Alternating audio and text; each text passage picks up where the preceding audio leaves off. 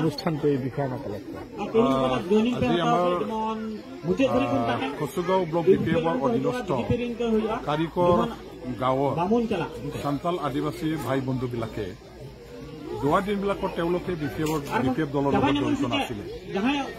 তেখেতসকলে এতিয়ালৈকে ইউপিপিএল দল বা বিজেপি দলৰ লগত জড়িত আছিল আৰু তেওঁলোকৰ গাঁওখনৰ বিজেপি অথবা আমাৰ ইউপিপিএল দলৰো বিচিডিচিৰ সদস্য তেওঁলোকেও আছিল।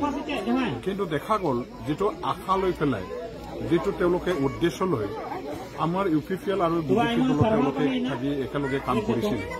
যোৱা 4.5 বছৰত এই গাঁওখনৰ কাৰণে আমাৰ ইউপিপিএল চৰকাৰখনে একো কাম কৰিব নোৱাৰিলে। কোনো ৰাইজৰ উপকাৰ তেওঁলোকে একো কৰিব নোৱাৰিলে। কোনো সা সুবিধা তেখেতসকলে নিদিলে। ঘৰ পৰ্যন্ত যিমানখিনি আহিছিলে এইবিলাক ঘৰ আমাৰ হিতাধিকাৰীসকলৰ পৰা তেওঁলোকে খাটি দিলে। কেমেৱাই ঘৰ যি গৰীব দুখীয়া শ্ৰেণীৰ ৰাইজ তেখেতসকলে পাব লাগিছিল সেই গৰীব দুখীয়াসকলৰ নামত চেংচন হৈ অহা বিপিএফৰ আমোলত যিবিলাক আমি চাৰ্ভে কৰি পেলাই চেংচন আহিবলৈ সুবিধা কৰি দিছিলোঁ আহিলে আৰু অহাৰ পাছতো এই অঞ্চলৰ ৰাইজে এইখন গাঁৱৰ ৰাইজে যিমানখিনি পাব লাগিছিল সেইখিনি নাপালে। এইবিলাক কিছুমান অজুহাত দেখুৱাই তেওঁলোকৰ ঘৰবিলাক কাটি কুটি দিয়া হৈছিল। যিমানখিনি আহিলে ইমানখিনি ঘৰ তেওঁলোকে যিবিলাক বনালে বনোৱাৰ বেলেকাত আমি দেখা পালো যে তেখেতসকলে বহুত কৰাপশ্যন কৰিছে। বালি মছলা দিয়াৰ বেলেকাত চিমেণ্ট দিয়াৰ বেলেকাত ইমানে এটা নিম্ন মানৰ তেওঁলোকে ঘৰ বনালে যে মানুহ থকাটো কেতিয়াও যোগ্য নহয়। এবাৰ মই আহি পেলাই ইয়াত দেখিলো চালো আৰু সেইবিলাক কমপ্লেইন দিয়াৰ পিছত তেওঁলোকে তাৰ পাছত পুনৰ বনাবৰ কাৰণে ব্যৱস্থা ল'ব লগা হ'ল।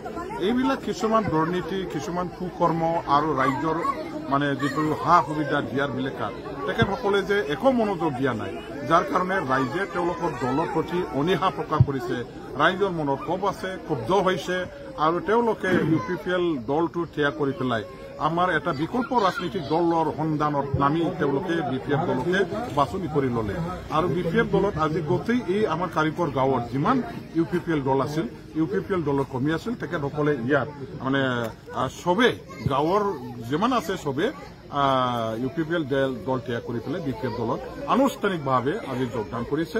আৰু এই যোগদান কৰাৰে তেওঁলোকক আদৰি জনোৱাৰ আমাৰ এটা কাৰ্যসূচী এইখন গাঁৱত আমি কৰিলো। আমাৰ খুব সুখৰ বিষয়, খুব আনন্দৰ বিষয় আৰু আমাৰ উল্লেখযোগ্য এটা দিন হ'ল যে বিচিডিচিৰ আমাৰ মেম্বাৰ সকলেও ইয়াত আমাৰ ইউপিপিএল দলটো ত্যাগ কৰি পেলাই বিপিএফ দলত যোগদান কৰিছে। মই ধন্যবাদ দিছোঁ এইখন গাঁৱৰ যিসকল উদীয়মান যুৱক আছে, যিসকল আমাৰ সমাজকৰ্মী ব্যক্তিসকল আছে, যিসকল আমাৰ শিক্ষিত আমাৰ সান্তাল ভাই বন্ধুসকল আছে, তেওঁলোকে ধৰিব পাৰিছে যে বিটিচিত কোনে ৰাইজৰ কাৰণে কাম কৰা দল আৰু কোনে মাত্ৰ ৰাইজৰ ভোটটো লৈ পেলাই ক্ষমতা দখলৰ কাৰণে ক্ষমতাৰ ৰাজনীতি কৰা দল।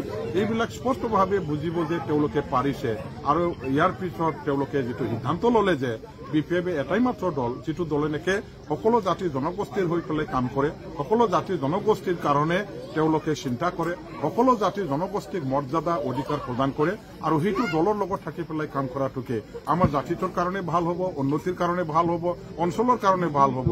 এই কথাবিলাক তেওঁলোকে উপলব্ধি কৰি আজি বিপিএফ দললৈ আহি পেলাই যোগদান যে কৰিলে ইউপিপিএল বা বিজেপি দলটো ত্যাগ কৰিলে ইয়াৰ কাৰণে এই গাঁৱৰ এই অঞ্চলৰ ৰাইজলৈ মই ধন্যবাদ জ্ঞাপন কৰিছোঁ।